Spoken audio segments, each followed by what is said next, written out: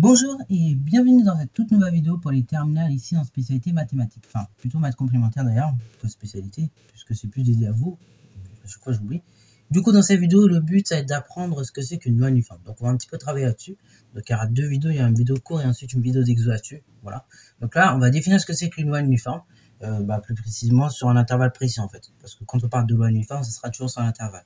Alors, sur un ensemble même, d'ailleurs. Sur un ensemble, donc ici, c'est un ensemble des entiers naturels, non nuls. Donc 1, 2, 3 jusqu'à n. Donc, avant de définir ce que c'est qu'une loi uniforme, déjà, ce que je vous propose, parce que je sais que certains n'ont pas bien suivi ce cours en première, c'est de définir ce que c'est qu'une variable aléatoire. Et oui, parce qu'en fait, tout va découler de là. À partir du moment où vous aurez compris ce que c'est qu'une variable aléatoire, on va donc pouvoir en déduire une loi de probabilité. Let's go.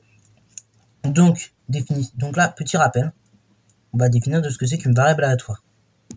Donc, une variable aléatoire, qu'est-ce que c'est? Vous l'avez vu en première spécialité, donc on va la rappeler rapidement, cette définition. Et après, je vous donne un exemple premier. Donc, une variable aléatoire, c'est tout simplement la chose suivante, c'est une fonction. Alors, c'est pas une fonction classique, parce que les fonctions classiques, vous vous souvenez, comment on les a définies? On a défini ça comme, tout simplement, quelque chose qui est associé à un autre élément, ok? Donc, un processus qui permet d'associer un ensemble de R à un autre réel, ok? Donc, associé à tout réel X à un autre réel qu'on note Y. Là, c'est un peu le même délire, sauf qu'une variable aléatoire, voilà, calcul réel, nous, en tout cas, ici, c'est une fonction, donc, qu'on va noter grand X, et donc, c'est une fonction qui va associer à chaque issue d'une expérience aléatoire un réel. Donc, ça, c'est la définition d'une variable aléatoire. Donc, voilà, ça, c'est la définition d'une variable aléatoire. Donc, je répète, une variable aléatoire, on va noter grand X, ce coup-ci, ce ne sera pas F, mais grand X. Donc, c'est une fonction qui permet d'associer à chaque issue de oméga, donc à l'univers de notre expérience aléatoire, un réel, ok? Donc, par exemple, j'avais donné l'exemple l'année dernière, vous vous souvenez du NURL, ok? Du NURL, nous on a des boules rouges, des boules vertes, voilà. Et donc, j'avais dit que dans cette issue, donc, il y a deux possibilités. Soit vous pouvez tirer des boules rouges, ou bien tirer des boules vertes qui sont, a priori, indiscernables au toucher. Et donc, l'exemple que j'avais donné l'année dernière, donc, comme je vous disais, donc, on va tirer des boules, voilà. Donc, on a en tout, on va dire, 6 boules différentes. Donc, on a 6 boules qui sont différentes, donc 3 rouges. Alors, pareil, je précise, ces boules, elles sont indiscernables au toucher, donc on ne peut pas savoir si c'est une boule rouge ou une boule verte.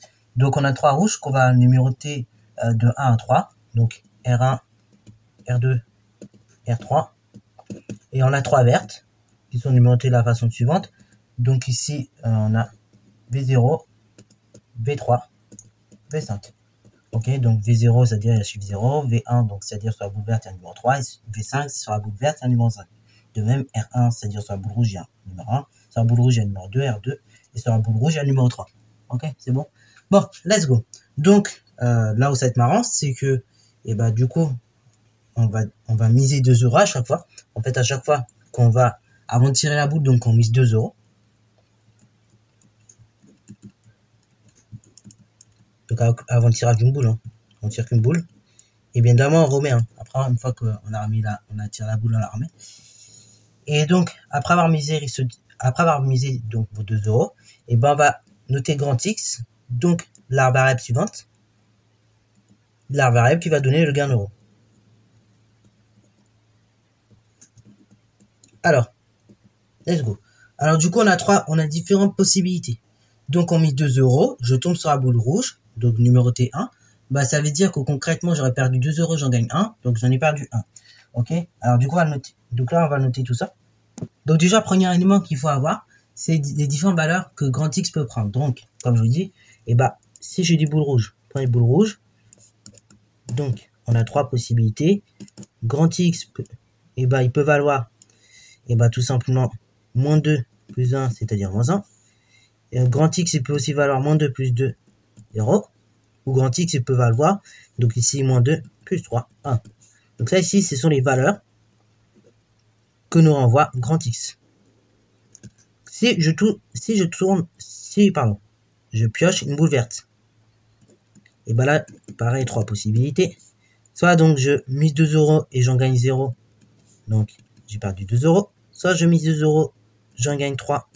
Donc j'ai gagné en tout 1 euro, algébriquement parlant.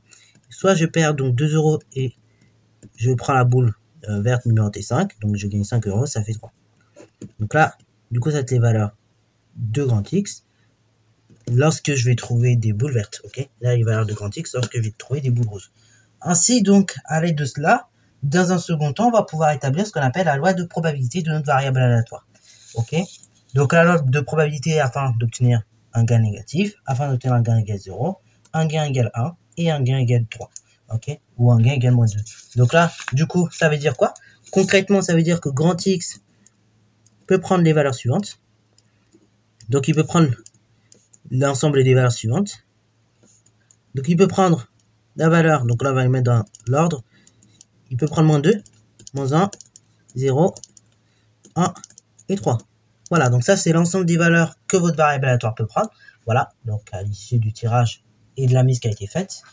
Et donc, à chacune des valeurs, donc que va prendre une variable aléatoire, on va donc associer comme ça une probabilité. Ok? Donc, on va présenter ça sous la forme d'un tableau. Et donc, ce tableau-là, à partir du moment où je vais représenter mon tableau ci-dessous, je vais donner ce qu'on appelle la loi de probabilité de ma variable aléatoire. Donc là, du coup, en général, on met grand X égale XI. Donc, pour dire c'est les valeurs de X, de la variable aléatoire. Donc, on a dit il y a moins 2, il y a moins 1. Donc, moins 2, moins 1. Ici, j'ai 0. Ici, j'aurai 1. Et ici, donc, j'aurai 3. Bon, le tableau est un petit peu trop grand, c'est pas grave. Voilà. Et donc là, ici, on a la probabilité d'un variable aléatoire lorsque grand X prend la valeur X ici. Ok. Donc là, du coup, on a deux choses. Donc là, on a, comme on a dit, 6 possibilités. Ok, on a tout en tout, donc on a 6 résultats possibles. Enfin, en tout, donc j'ai 6 possibilités d'obtention de résultats. Et donc 5 valeurs possibles. Ok. Donc on va remplir à chaque fois dans le tableau et différentes probabilités qu'on peut avoir. Donc P de grand X lorsque X vaut moins 2.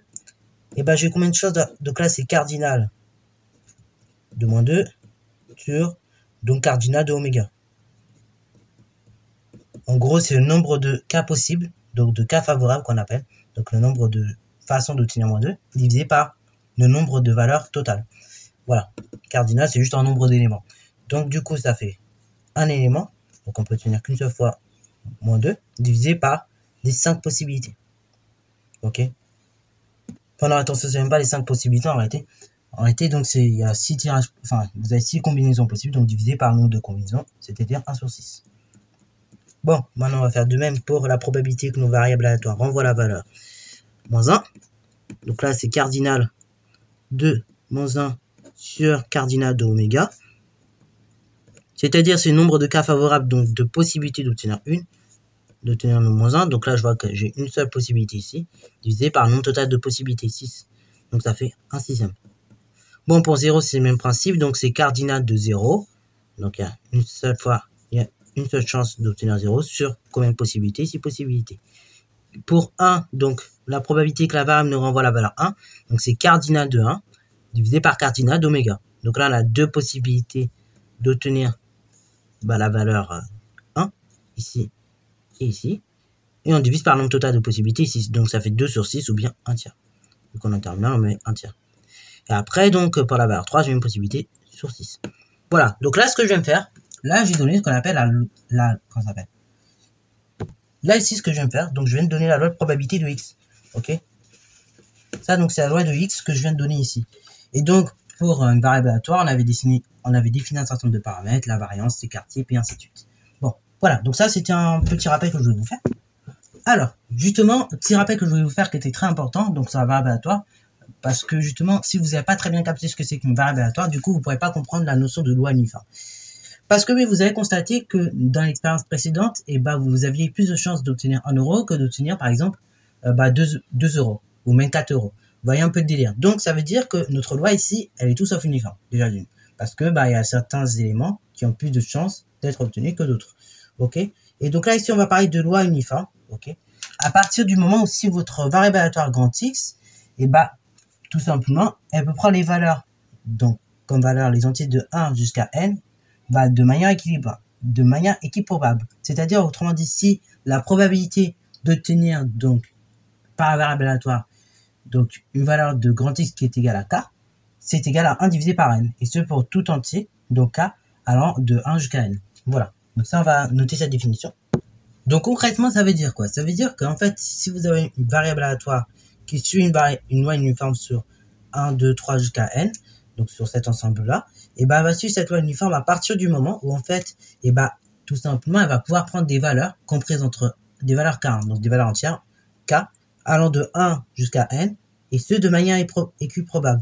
Autrement dit, donc, la probabilité, et donc, cela va s'exprimer par la chose suivante, c'est-à-dire, donc, la probabilité que votre variable aléatoire vous renvoie, bah, tout simplement, la valeur K, ok, donc, grand X, ça soit égal à K, c'est 1 divisé par N, et ce, pour tout entier K, compris entre 1 et N, ok, bravo, appartenant donc à l'ensemble 1, 2, 3 jusqu'à N. Vous voyez le délire? Alors, bah, ça, c'est le cas, par exemple, quand vous lancez un dé, vous savez, et que, donc, vous notez grand X sa variable aléatoire, comme variable aléatoire, donc, le nombre obtenu sur le dé, et bah, dans ce cas-là, techniquement, si vous lancez un dé à 6 faces, par exemple, et bah, vous avez à chaque fois une chance sur 6 que la variable aléatoire vous renvoie soit 1, soit 2, soit 3, soit 4, soit 5, ou soit 6. Ok, vous voyez le délire? On n'a pas plus de chance normalement d'obtenir un 1 que d'obtenir un 6 ou que d'obtenir un 4. Donc là, on dit que dans ce cas-là, la loi grand X, la variable aléatoire, grand X suit une loi uniforme. Ok. Alors donc ici, petite remarque, grand X, comme je l'ai dit, et bah, elle va prendre des valeurs entières. Donc, bah, comme elle prend des valeurs entières, on va considérer donc que ces entiers, et bah, ils sont pas suffisamment proches. C'est pas comme les réels, par exemple. Et on va prendre des réels, bah, de plus, enfin, qui sont côte-côte, vous voyez. C'est pas continu, disons là. Il y a une discontinuité, bah, puisqu'on est entre deux entiers. Et entre deux entiers, bah, vous avez une infinité de réels. Donc, du coup, on va dire que dans ce cas-là, grand X va prendre des valeurs isolées. Et donc, par conséquent, on dira même que X suit une loi discrète. C'est pour ça, d'ailleurs, pour ceux qui font maths complémentaire, ce chapitre-là, techniquement, on l'appelle loi discrète. Et l'ensemble des lois que vous verrez dans ce chapitre-là, aussi bien loi Bernoulli, binomiale et géométrique, c'est également des lois discrètes, puisqu'en fait, elles vont s'interroger, bah, à partir, enfin, on va les utiliser pour des valeurs isolées, ok? Donc, grand X ne prendra que des valeurs isolées, à savoir que des entiers, et non pas des réels. Voilà. Alors après, il existe aussi des lois à densité. On verra ça un petit peu plus en fin d'année. Et donc là, les lois à densité, ça peut avoir aussi d'autres applications qu'on verra justement en fin d'année. Là, je vais pas trop en dire maintenant. Mais donc, pour calculer des probabilités avec ce genre de loi, en général, ça passe aussi par des calculs intégrales. On ne sait pas encore faire, c'est pour ça que je dis qu'on verra ça en fin d'année. Bon, alors, du coup, donc on a défini ce que c'est qu'une loi uniforme. À présent, donc, on va définir un certain nombre d'indicateurs, bah, qui vont nous être utiles afin d'étudier une variable suivant une loi uniforme. Donc, pour grand X suivant une loi uniforme, on va donc déduire la chose suivante, bah, l'ensemble des caractères. Ok, l'ensemble des éléments, à savoir donc l'espérance. L'espérance de grand X, ça va être la chose suivante. Ça va être donc l'entier n plus 1 divisé par 2. Ok, donc vous prenez l'entier. Donc en fait, votre variable aléatoire va vous renvoyer des valeurs entre 1 et n. Donc vous allez compter le nombre de valeurs donc, qui seront renvoyées entre 1 et n. Donc là, il y en a n. Vous allez prendre ce nombre n de valeurs, vous lui ajoutez 1 et vous divisez par 2. Vous voyez le délire? Donc ça, c'est pour l'espérance. Deuxième élément, c'est la variance. Alors la variance qu'on va noter V de x, ça va être égal à la chose suivante. Donc c'est n au carré, toujours le nombre de valeurs que la variable va nous prendre, moins 1, ce coup-ci, divisé par 12. Donc ça, c'est la variance. Et dernier élément qu'il faut avoir en tête, donc c'est l'écart type. Donc l'écart type, on l'a toujours défini de cette façon-là, même en SP, je vous l'ai défini comme ça. Donc l'écart de type de x, donc de variable aléatoire, c'est la racine carrée de la variance, c'est-à-dire racine carrée de n carré moins 1 divisé par 12. Ok? Et donc ça, cet indicateur-là, qui est l'écart type, ça c'est concrètement, on va vous indiquer de combien, et bien tout simplement, votre valeur est éloignée de la moyenne, qu'on appelle donc l'espérance ici pour une espérance aléatoire. Ok? Allez, pour les quelques minutes qui nous restent, je vous propose un petit exemple. Donc ici, on va se proposer un dé, comme j'ai dit. Alors pas à 6 faces qu'aussi, parce que le dé à 6 faces, on l'a déjà plus ou moins étudié oralement, mais je vous propose un dé à 8 faces. Bon, c'est exactement le même principe, c'est juste pour voir si vous avez capté le délire. Donc on lance un dé équilibré à 8 faces, donc après on a la même chance de tomber sur les 8 chiffres. Et donc grand X, on va définir grand X comme la variable aléatoire, qui va nous renvoyer bah, le résultat obtenu.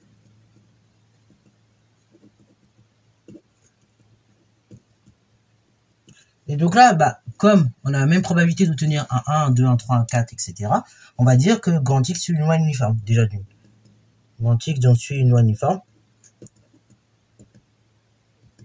Et donc elle suit une loi uniforme sur l'ensemble 0, 1, 2, 3 jusqu'à 8. Vous voyez le délire? Et donc 1, 2, 3, etc., toutes les valeurs que j'ai mis en pointillé, ce seront des entiers. Vous voyez le délire? Donc ensuite, deuxième élément qu'on peut calculer, c'est l'espérance, par exemple. l'espérance E de x. Donc c'est égal à la chose suivante. Donc c'est égal à 8 du coup. 8 plus 1 divisé par 2, c'est-à-dire 9 divisé par 2 au 4,5.